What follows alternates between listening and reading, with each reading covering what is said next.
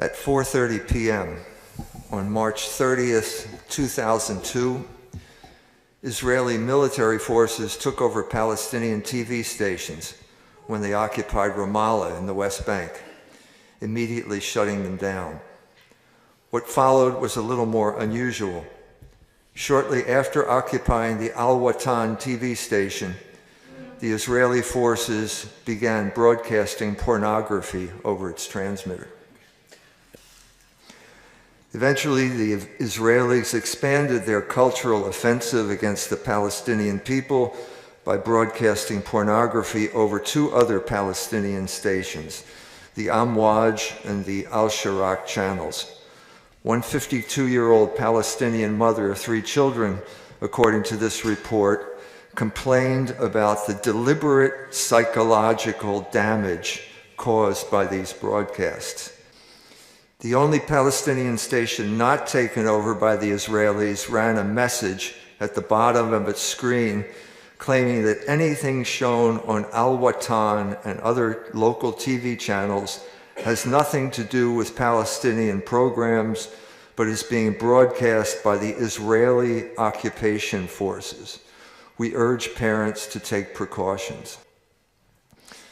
Why in the world, asked one woman, would they do such a thing? Today I'd like to answer that lady's question. Why did the Israelis broadcast pornography over Palestinian TV stations? Before I can answer that question, I need to give the official explanation, the official American explanation. According to that explanation, pornography means freedom. This explanation is put forth in The People versus Larry Flint, a big-budget Hollywood movie promoting Hollywood's connection to the pornography industry. This film was produced as part of the pro-pornography propaganda that got produced when Congress was debating the Communications Decency Act in the early 1990s, an act which was supposed to ban obscenity from the internet. So according to the contemporary Hollywood explanation, the Israeli troops began broadcasting pornography over captured Palestinian TV stations because they wanted to spread freedom among the Palestinian people. Somehow that doesn't sound right. The simple fact of the matter is that this incident cannot be explained according to the principles available in contemporary American culture. In order to understand the disparity between the official explanation of pornography and what might be termed its military use, we have to go back to the ancients. The story of Samson and Delilah is a good place to start, except for the fact that the roles are reversed in that story. Israel was invincible militarily, so the Philistines decided that they had to get at the Israelite leader by other than military means. Unable to defeat Samson in battle, the Philistines decided to seduce him sexually. Once Samson succumbed to Delilah's wiles, he lost his power, and Israel lost its leader. They could find him not on the field of battle, but rather, to use Milton's phrase, eyeless in Gaza, grinding at the mill with slaves. Having learned their lesson, the Israelis decided to turn their tables on their opponents because they knew that a blind opponent is no opponent at all, and because they knew, as the ancients on the northern side of the Mediterranean, the Greeks, knew as well that lust makes a man blind. St. Thomas Aquinas gives expression to the same tradition 1,000 years later when he says, lust darkens the mind. A man without a mind is not a formidable opponent. Therefore, lust can be used as a weapon to render an opponent blind or irrational and therefore incapable of mounting a coherent counterattack. At this point, we are beginning to see the outline of why the Israelis were interested in broadcasting pornography. It wasn't because they were interested in promoting freedom. It was because they were interested in promoting freedom's opposite, namely bondage or slavery, because slaves, especially people who are the slaves of their own passions, do not make good fighters. The ancients' explanation of how sexual passion could be put to military use is not all that different than a report issued by the Palestinians 3 months before this incident happened. On January 12, 2002, the Islamic Association for Palestine news agency ran an article claiming that representatives of the Central Intelligence Agency and the Israeli Shin Bet, the experts there have recommended that the relatively conservative Palestinian society be flooded with pornography, drugs, and gambling in order to keep Palestinian youths away from joining the resistance against Israeli occupation and apartheid. The idea, according to this report, first came from the Israeli side, who suggested that only these things could take Palestinian youths away from their hostile fixation on Israel. Apparently, Israel tried broadcasting pornography from at least one television station in the southern West Bank, but had to pull back from its cultural offensive because of protests from Jewish settlers in the area, who felt that pornography materials on local screens could have a detrimental effect on the settler population. 700 years after Samson was blinded by the Philistines, at around the same time of Alaric's sack of Rome, when the empire tottered on the verge of collapse and Christians were being blamed, St. Augustine took the insights of Plato and combined them with those of the Hebrew Scriptures to come up with a new formulation of the relationship between slavery and freedom. Unlike Aristotle, who argued that men were slaves phusei, which is to say by nature, Augustine took a radically moral view of the issue. Man was free as long as he acted according to the dictates of practical reason. It is clear, St. Augustine wrote in The City of God, that sin is the primary cause of servitude. That means, St. Augustine continued in another passage from the same book, that a good man, though a slave, is free, but a wicked man, though a king, is a slave. For he serves not one man alone, but what is worse, has as many masters as he has vices. What followed on the heels of St. Augustine's book looked like the collapse of the civilized world. In reality, the fall of Rome was another word for the birth of Europe out of the wreckage of classical culture. People like St. Benedict of Nursia saved classical culture by providing, through the rule of St. Benedict, a vehicle for the Christianization of the ravaging ethnic groups which were then in the process of destroying the Roman Empire.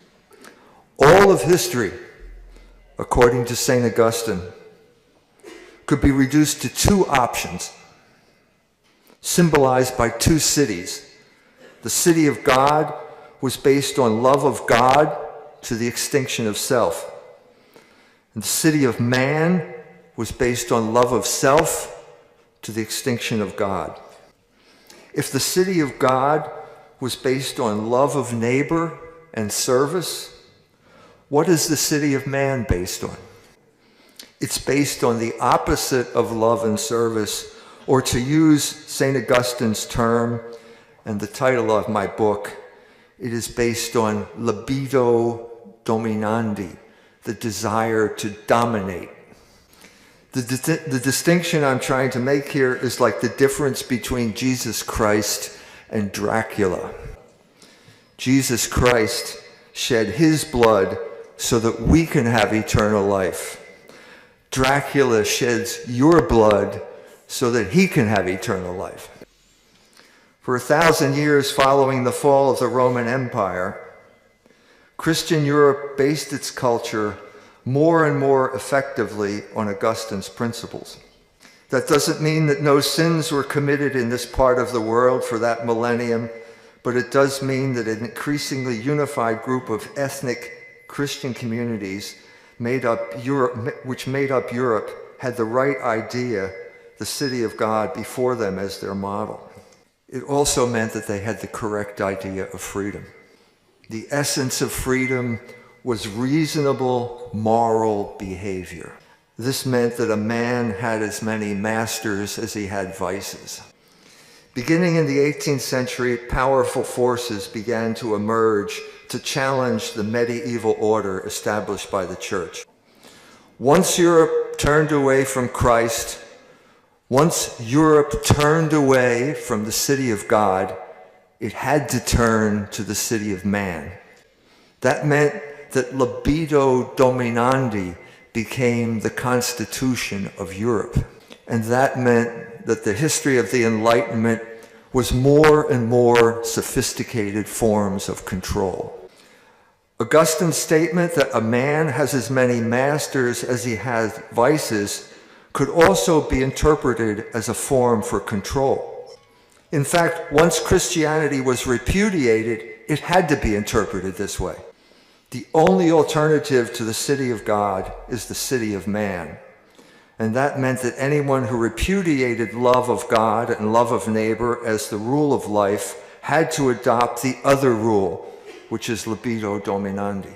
Because of that fact, the history of the Enlightenment is nothing more than the development of more and more sophisticated technologies of control. The Enlightenment did not and could not create a new man.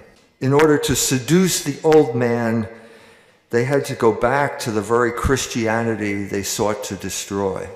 This explains the similarities between the writings of the Marquis de Sade and St. Augustine. The statement, let me read this statement to you.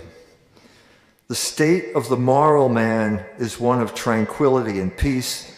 The state of an immoral man is one of perpetual unrest. That statement sounds as if it had been written by St. Augustine, but it was written by the Marquis de Sade. Both would agree with the statement's meaning. The difference is that Augustine was interested in promoting tranquility and peace, and the Marquis de Sade was interested in promoting the opposite, namely the perpetual unrest that went by the name of revolution. The Marquis de Sade understood that in order to create a revolution, you have to first subvert the morals of the people. By 1795, the French Revolution had created so much carnage that it was causing a reaction. The Catholics from the Vendée were marching on Paris. They were threatening to put an end to the revolution. To stop this counter-revolution, the Marquis de Sade wrote The Philosophy of the Bedroom. To get the population back to the most basic principles of revolutionary politics. How was he going to do this? Like Kyrgyz and Solon, he wrote, fully convinced that immodesty's results are to keep the citizen in the immoral state indispensable to the mechanics of republican government, oblige girls to exhibit themselves naked in the theaters. The mechanics of republican government, in other words, depended upon the systematic arousal of passion. The only thing that prevented the Marquis de Sade from implementing his revolutionary views was technology. In order to arouse passion as a tool of revolutionary politics and control, the Marquis de Sade was limited by physical constraints, namely the number of men he could get into a theater to look at the naked women. These constraints would be lifted with the arrival of television, the motion picture, and the internet. They could now transmit images of naked women into every home that had a computer or a television. Technology could now apply the same philosophy of control through manipulation of passion to unprecedented numbers of people.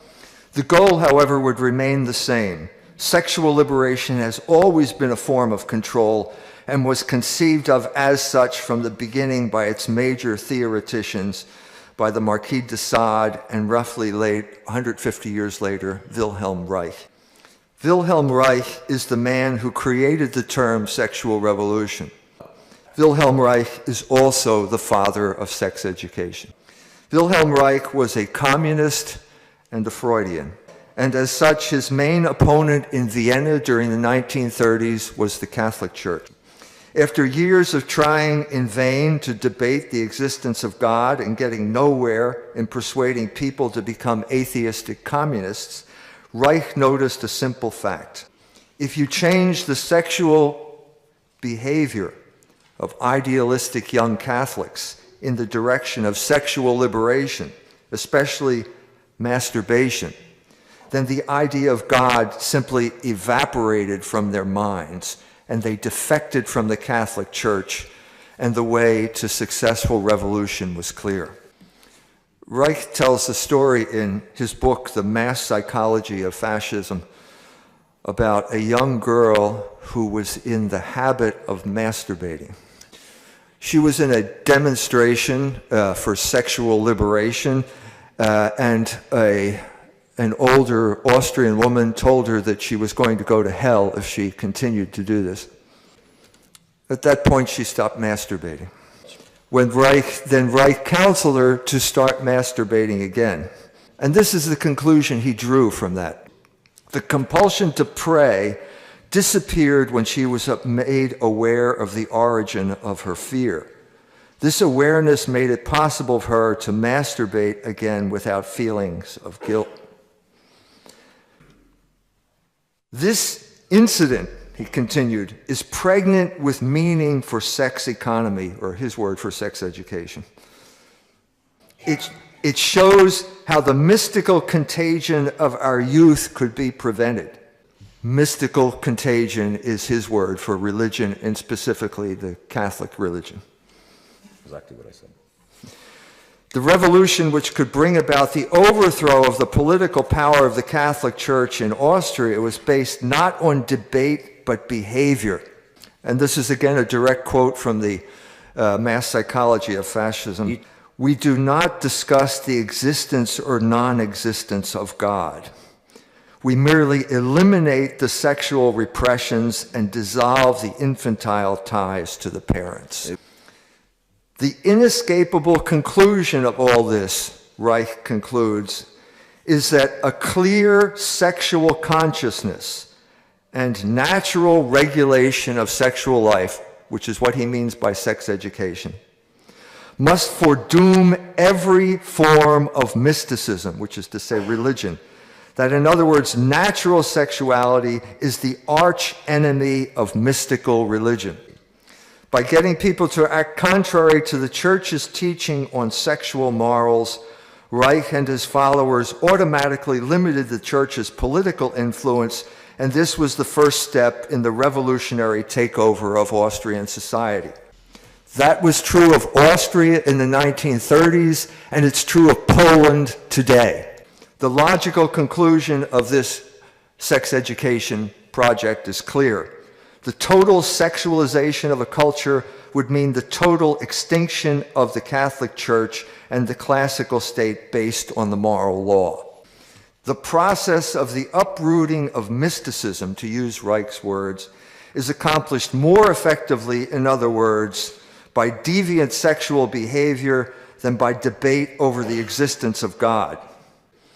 The real purpose of sex education, of a contemporary Reichian play like the Vagina Monologues, the real purpose of the demonstrations of Pussy Riot in Russia or of Femin in the Ukraine, is to uproot the faith and the morals of the largely female population which go to see it by promoting masturbation and deviant sexual activity. Now there's a problem here from Reich's point of view. Most people will not act out sexually in any consistent fashion on their own. They will be intimidated by social convention or inhibition and brought back to repentance. If women are inhibited sexually by the culture, changes in imagery promoted by the culture will bring about a change in behavior, which will in turn bring about a change in values. First, Reich needed to change the culture. He needed to produce what he called mass situations. Again, this is a quote from the psychology of mass fascism. The mass psychology of fascism. When I talk to a sexually inhibited woman in my office about her sexual needs, I am confronted with her entire moralistic apparatus. It is difficult for me to get through to her and convince her of anything. If, however, the same woman is exposed to a mass atmosphere, is present, for instance, at a rally at which sexual needs are discussed clearly and openly in medical and social terms, then she doesn't feel herself to be alone. Her individualistic, moralistic inhibition is offset by a collective atmosphere of sexual affirmation. Her sexual negation, because she herself has had similar thoughts when she was alone, is released secretly by this mass situation. The sexual need is given confidence by the mass situation. It assumes a socially accepted status. At the very moment that Reich wrote this, Hollywood was creating the mass situations that he was talking about. And what happened after that was a battle, a cultural war in the United States that began in the 1930s. America is like Yugoslavia. Amerykę można porównać do Jugosławii. It is made up of three ethnic groups that are based on three religions. In Yugoslavia, there are Serbs and Croats and Muslims. In America, we have Protestants, Catholics, and Jews. And as in Yugoslavia, these groups fight each other in America. And so what happened in the 1930s is basically the Catholic Church engaged in a battle with Hollywood over the sexualization of American culture. Hollywood was vulnerable because it had gone into debt to finance the technology for talking pictures in 1929. At this point, the Catholic Church acted. In 1933, Cardinal Doherty of Philadelphia declared a boycott of all Warner Brothers theaters in Philadelphia. One of Cardinal Doherty's associates was at a meeting in Hollywood, and he said, Harry Warner is crying tears as big as horse turds because he's losing $100,000 a week in Philadelphia alone. And so Hollywood capitulated. I nastąpiła tutaj kapitulacja ze strony Hollywoodu. And the Catholic bishops imposed a code on Hollywood films. The Catholic bishops, in other words, imposed they took control of what Reich called the mass situations. And for 31 years, there was no nudity in films, there was no obscenity, there was no blasphemy, and no ridiculing of the clergy. And then in 1965, the Catholics lost their nerve. Pawnbroker, right? Which showed bare female breasts on the film in theaters. At this point, the Catholic Church should have called for a boycott, but they didn't. They lost the culture war at this moment. There has never been a successful counter-sexual revolution, a counter-offensive against the sexual revolution since the collapse of the Legion of Decency. The Catholic Church lost the war on abortion, they lost the war on contraception, they lost the war on homosexuality, and now they just lost the war on gay marriage. The culture wars are over in America. The forces of the moral law have lost that war. all of the conservative movements that began under Ronald Reagan in 1980 have all failed. The battle is now in Poland. You have the opportunity to succeed where America failed. The counter-revolution against materialism began in Poland in 1979 when the Pope came here and had said Mass in Warsaw at Victory Square. That counter-revolution was taken over by the neoconservatives in America and destroyed. But the possibilities are still open in Poland. Fighting sex education is a battle that was lost 20 years ago. It's not being fought in America, but the fact that it's being fought here and now is a sign that it's still possible to win that battle. Yeah. So once again, Poland is called upon to save the West. Jan Sobieski and the cavalry arrived in Vienna and saved the West. And now the new enemy is at the gates of Vienna. The new enemy is Wilhelm Reich and sex education. Nowym wrogiem jest Wilhelm Reich I edukacja seksualna. The world is looking at Poland to save the West once again. Dziękuję bardzo. Dziękuję bardzo.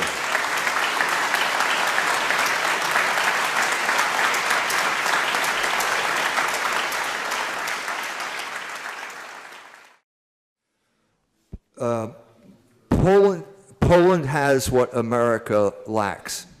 Poland has a unified ethnic Catholic culture. America had a Catholic culture in its ethnic neighborhoods, but that Catholic culture was destroyed by social engineering.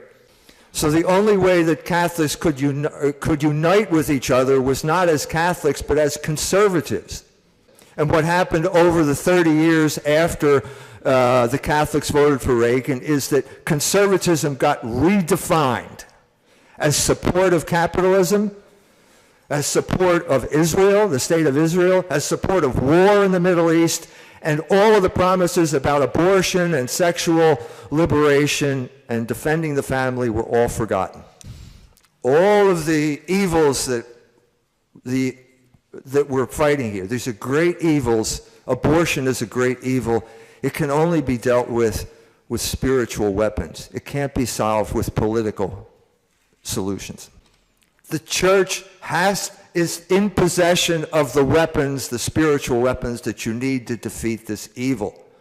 The church has to mobilize the Polish population with spiritual weapons because the evil that they're confronting is too great for the political process. The Poles, the Catholics, can only win this battle with solidarity. They have to stand together and fight together and not be divided by their enemies. So the strength of Poland is predicated on the strength of Catholicism, and how do we maintain Orthodox Catholicism when we have so many enemies around us who are doing everything to basically water it down, destroy it? By solidarity, by sticking together, which means we do not internalize the categories of our oppressors. We do not judge fellow Catholics according to foreign standards, according to the standards of our enemy, by foreign criteria like homophobia or psychological expertise or decrees from the European Union. We do not let this divide the solidarity of the Catholic Church. We reject this interference in our religious lives. In your book, you paint a very sort of black picture of the future, a very grim picture of the future, but do you see any, at least small signs of hope that things might be turning for the better? Yes, I see signs of hope. The greatest sign of hope I saw is this year. This year, in September, in 2003, I watched helplessly as the Israel lobby took over our foreign policy and launched America into wars in the Middle East that have now cost us $6 trillion. And it looked in September as if the same thing was going to happen again. There was a poison gas attack in Syria. It seemed like a false flag operation. It seemed as if America was now going to attack another country in the Middle East. And then the Pope Francis, called for a day of prayer. and the course of history changed. 4 days later, President Obama gave a speech, and at the beginning of the speech, it sounded as if there was going to be another war. But by the end of the speech, he deferred to Vladimir Putin and chose a peaceful solution. 6 weeks later, there was an agreement for the first time in 30 years between the Iranian government and the United States government. This is the type of spiritual resource that we Catholics can draw upon. This is when history started to move in 1979 against worldwide materialism. The Israel lobby is furious. Benjamin Netanyahu is furious. But history is on the move again because God created space and he created time. And the human mind perceives time as history. And God is the Lord of history. And that means history has to have a good outcome. And this is precisely what Pope John Paul II said here in Warsaw in 1979. He told the Soviet communists, you can't exclude Christ from history. And that's why I'm optimistic about the situation right now. When you look at the heroes of your book, like Marquis de Sade and the others, they were all basically degenerates. How is it that being the degenerates they were able to wield such great influence?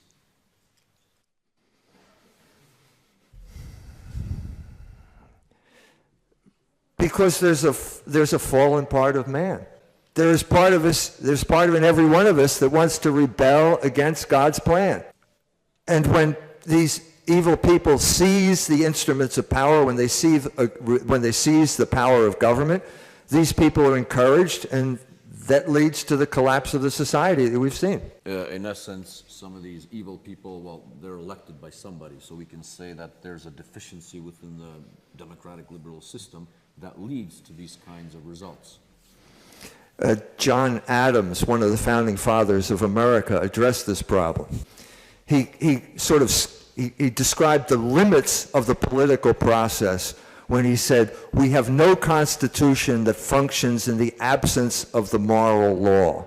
He said those who break away from the moral law end up constructing their own chains. So he understood that democracy only functions if you have certain preconditions, some pre-political conditions, moral, metaphysical conditions in place. You mentioned in your book that the revolution was associated in many ways with hatred of monarchy, because the king was the guarantor of stability, the guarantor of the faith to some degree.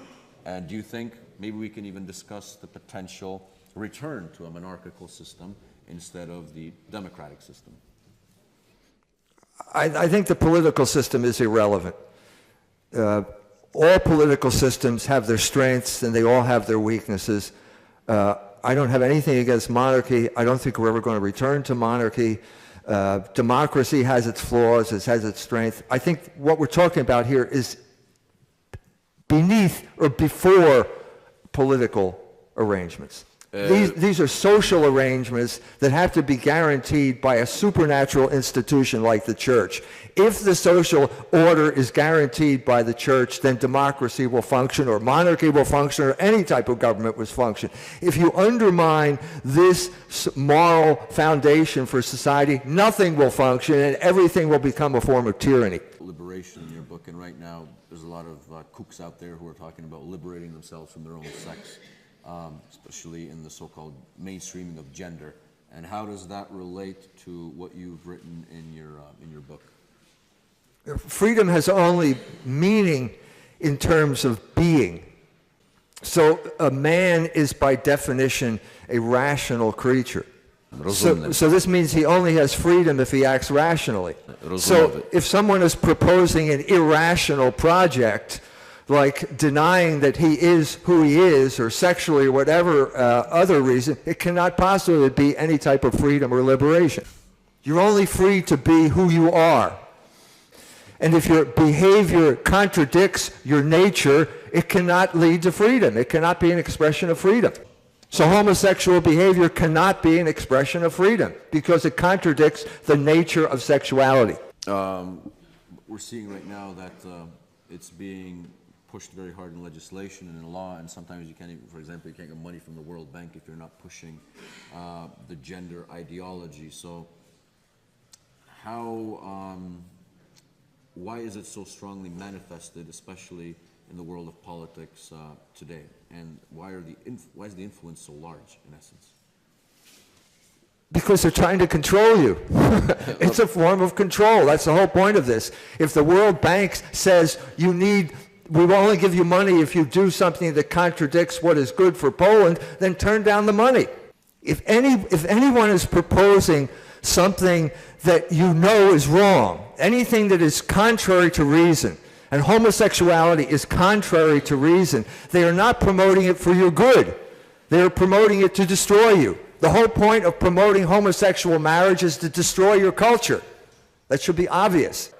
Your book ends in 1992, so Bill Clinton is just elected president. But who would you add from that time up until today who contributed greatly to the escalation of the whole sexual revolution? Some heroes. David Geffen. Once again, David. David Geffen, the Hollywood producer. He's the one who told Bill Clinton to put gays in the military, homosexuals in the military. The whole vagina monologues came after I wrote my book. That's a classic expression of Reichian subversion. And as I mentioned in my talk, Pussy Riot and Femin, they're classic Reichian examples of subversion, of sexual subversion. And in February, I was in Iran. I gave a talk on Hollywood in Iran, and I met with a minister in the Ministry of the Family. And she said that there are women who are telling her this story. The women go out in the morning, and there's a DVD on their doorstep. These are Iranian women in places like Tehran. And so she takes the DVD, she puts it in the computer, and it's pornography. This war, this culture war is going on in Iran right now. Pornography is being used as a weapon against the Iranian people right now. Organization is mentioned a lot in these questions that is promoting the sexual revolution. What other global organizations would you name that are at the forefront of this? I was at the World Population Conference in Cairo in 1994. And a proposal was made to define abortion as reproductive health. And it was defeated by an alliance between the Vatican and Iran. When I got back from Iran in February, there was an article in the New York Times, and the headline of the article said, "Axis of Evil." Who is this axis of evil, according to the New York Times? Iran, Russia, the Vatican. I Vatican. So to answer your question, every institution in the United States of any stature supports this agenda. It's not just the United Nations. It's every university supports it. Hollywood supports it. Goldman Sachs supports it. Every institution supports this. The only one left is the Catholic Church. What inspired you to research this subject matter? Bill Clinton. No, I'll give you a longer answer. You must have been very inspired. He was a very inspiring man. Yes. Very inspiring. In 1979, I was hired as an assistant professor of American literature at St. Mary's College in South Bend, Indiana. 1 year later, I was fired for opposing abortion. And so I thought, there's something wrong with this picture. You should have fired me for being for abortion. But the feminists had taken over this institution. And so I decided to get out of academia and get into journalism. And for 20 years, I researched the sexual subversion of the United States. And that's how I wrote Libido, Dominandi. How do you convince people who aren't convinced yet, or people who are on the fringes of the church, or who are even inside the church but don't have a comprehension or opposed to what you're writing? How do you get the message across to them? Well, you have to explain the real story. Do you believe that sexual liberation is a form of political control?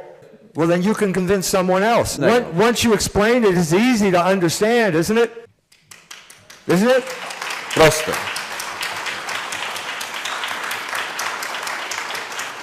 You don't have to be a genius to understand this. You don't have to be a genius to understand when the Israelis broadcast pornography to the Palestinians, they're not trying to bring liberation to the Palestinians. So use that example and see what people say when you say it. You mentioned the boycott as a sort of form of positive coercion and influence. And we know, for example, that in Mexico, before the Cristeros uprising, there was a certain boycott of, I'm not sure what kind of products, but the Catholics, that's some sort of boycott. And how would you assess the possibility of influencing the culture through boycotts today? In America, there's no possibility because there's no solidarity in the Catholic Church in America. But Poland's a different situation. I don't know exactly whether it would work or not, but it's the better chance of having it work in Poland because there's more solidarity in the church than there is in America. How would you define the forces that are behind this revolution? Are they more financial, ideological, or political? It's a hierarchy. So at one point in American history, it was illegal to sell pornography. At a certain point, the ruling class elite in places like the Supreme Court decided that it was in their interest to allow the sale of pornography. And I can only assume that they came to this conclusion because of the reasoning that I expressed in my talk today.